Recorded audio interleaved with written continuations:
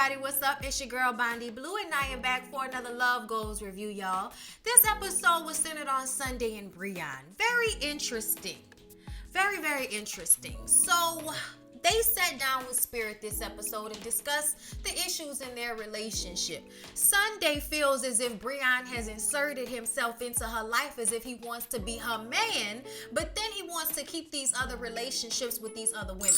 And she's starting to feel like the side chick because she knows about them, but they don't know about her. She wants him to go to these females and let them know that their relationship is over and it's all about Sunday now. Okay, that's what she wants from him. This is difficult for Brian because he has emotional connections with these two other women that he seems to be dating. The issue is he turns around and gets upset with Sunday because she's asking for him to actually do what he says he wants. Like, you say you want to be just with her, you say you want to make it work with her. He said that. So you have to know that that means you have to break it off with the other women. And yeah, Sunday, it doesn't need to happen immediately. You've been waiting all this time. You can give him a while to go ahead and break off those relationships without leaving those women bitter or scorned from the situation. But at the same time, Brian, you not being comfortable with having to have those serious conversations with those other women and giving up your connections with them is difficult for you, I understand, but you can't get mad at Sunday because she's asking that of you. And that's what he does. Like, that's some man shit, to get mad at you for expecting them to do what they said they was gonna do, which is to pick you and only you. Like, you said that's what you wanted, Brian. These are the steps. Sunday's issue is that she's not open with her feelings. Sunday is one of those hard females, those that are so used to being, disrespected and disregarded by men that they have this cold exterior. On the inside, they're mush. On the inside, they're hurting, they're crying, they're screaming, they're falling all over the place. They're a damsel in distress on the inside, but on the outside, that cookie's tough. Okay, and I think that Sunday doesn't feel safe with Brian just yet in order to fall into him, but he needs her to show him that sensitivity in order for him to make the sacrifice of letting go of all of those other women and connections that he may enjoy. Spirit says that they are both buttoned up. They both clam up on one another because there's this fear that they're going to hurt one another. They both have this fear for the other person. They are a lot alike.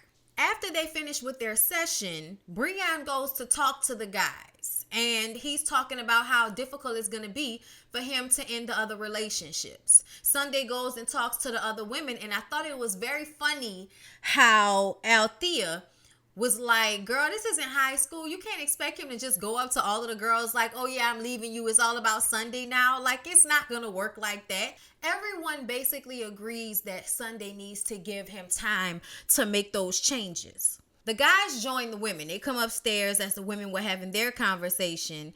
And this conversation about Brian picking Sunday up in a car that he had purchased for another female is being talked about. And I'm like, what does that even matter? Like, if he bought the car, it's his car. And if it was meant for somebody else and it's not for them anymore and he's driving the car and he come pick you up in a car, what's the big damn deal? Like, I feel like that's just something for you to pull out your back pocket to show, like, oh, look, this is something else he's done. Like, who cares? Like, I don't understand why she would even be really upset about that. He doesn't seem to speak up for himself a lot, and then he lets the other men speak up for him, specifically Benzino, because they go into group amidst this argument, and one of the therapists comes in and says, look, we can save this for group. It's time for group. Come on now, y'all. Let's go to group. Like they were kids or something. That was funny to me. Brian and Benzino sit next to each other, and when Sunday has gathered herself and comes to join the group, Brian and Sunday argue, and he tries to flip it on her, saying that she's always in everybody's business, and this kind of brings, oh, I don't like Sunday to the group. Like, it's not just about their relationship. Now it's about how Sunday comes off to the rest of the group. And yeah, she is very opinionated, and she does, vocalize her opinions on other people's relationships, but this is the process, okay? This is what y'all are here for. I never understand why y'all get mad at somebody that has a lot to say when this is basically what y'all are here to do. Comment on everybody else's relationship so you can reflect on your own. Breon makes a comment about let me be Mr. Receipts, as if Sunday has had some other dealings with other men as well. I feel like he just kept trying to make her the bad guy. And that annoyed me about Breon. And then to have Benzino join in to jump on her, I just kind of felt like, wait a minute, are y'all serious right now? Like, Benzino, first of all, you can't even figure out what the hell going on with you and your baby mother. So you need to worry about that, okay?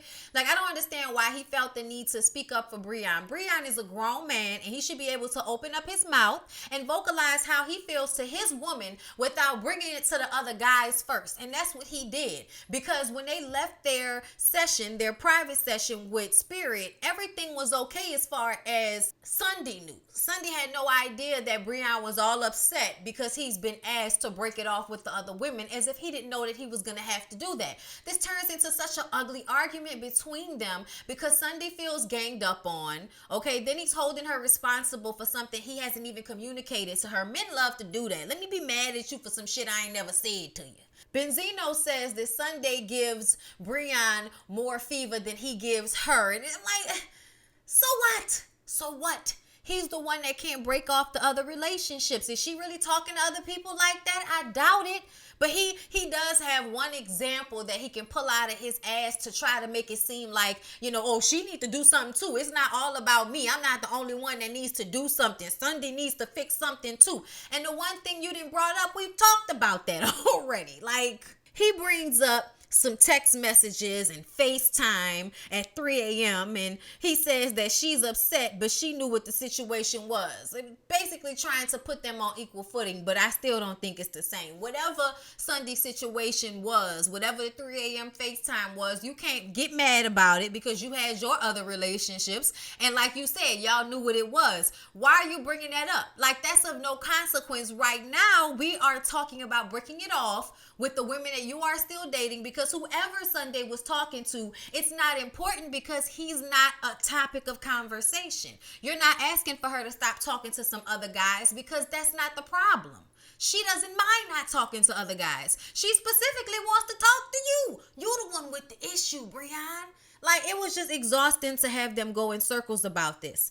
They're arguing. Spirit tries to get involved, but they just won't stop talking. Sunday is out of control. Breon is, out of control. I feel like they were both out of control, but Sunday specifically can't seem to shut her mouth long enough for Spirit to actually have her back. Because I think Spirit was going to speak from both parties' perspectives and give what the real was as it pertains to both of their gripes. And nobody was shut up long enough to let her do that. But right now, everybody's moving backwards. Spirit talks to Sunday on her own, and she makes her see that she's out of control because she's showing up in a group a certain way.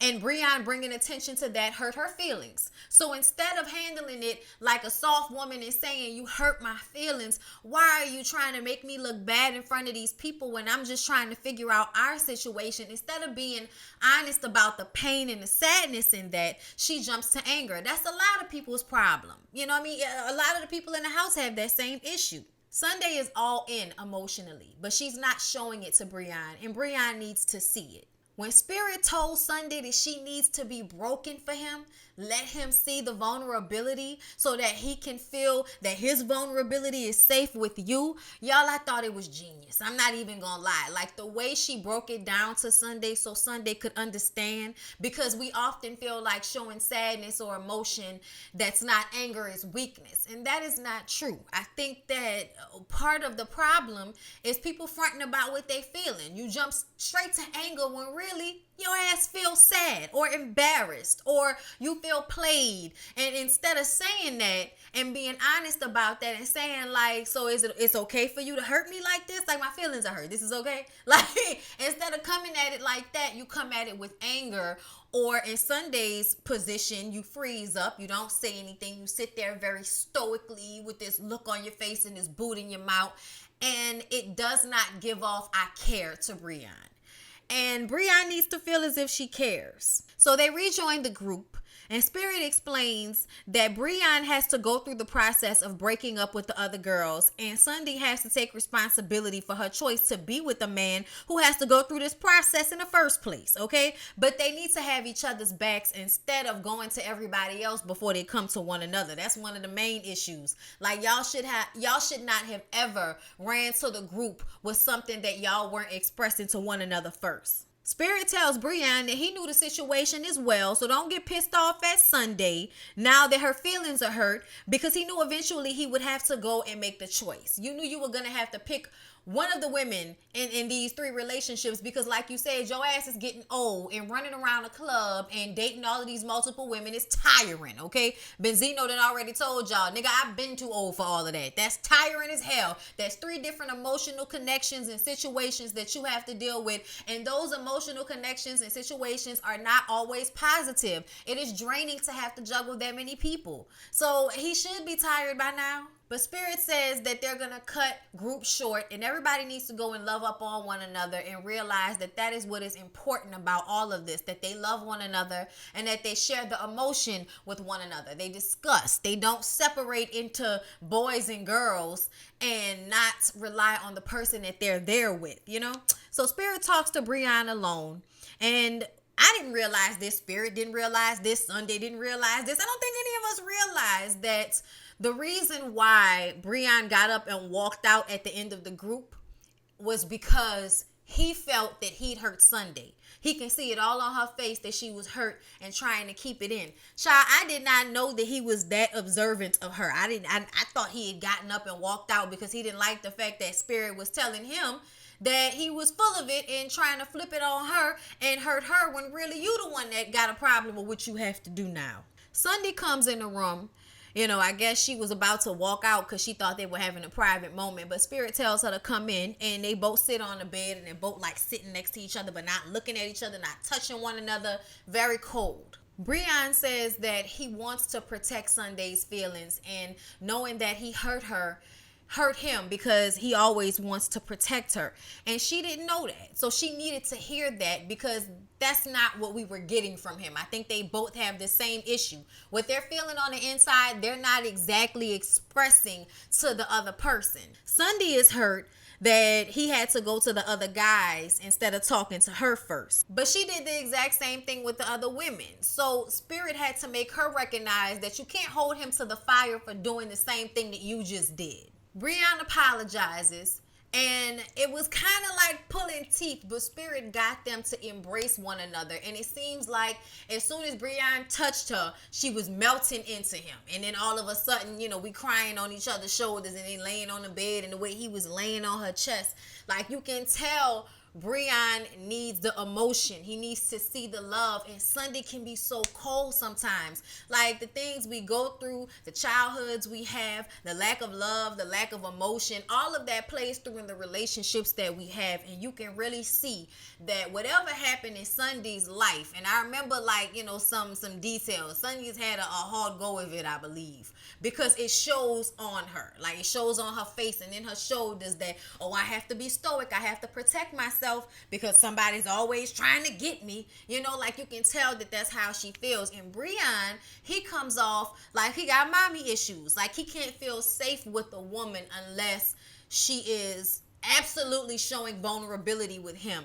And even though I understand that, at the same time, it shows that he himself has trust issues with women, which is why he has kind of ran through them the way he has. But, you know, their situation is still quite interesting. I don't know if they're going to make it for the long haul, but I'm hoping, I'm pulling for them. Okay, but that was Love Goals, y'all. Please don't forget to like, comment, and subscribe to my channel if you have not already. I love y'all so much. I thought I was going to put Ray J and Prinky on the end of this video, but I think I'm going to put it on the end of Real Housewives of Atlanta. Just cause I don't know if there's a lot to talk about that we don't see. Well, I hope to see y'all there. And yeah, share the video.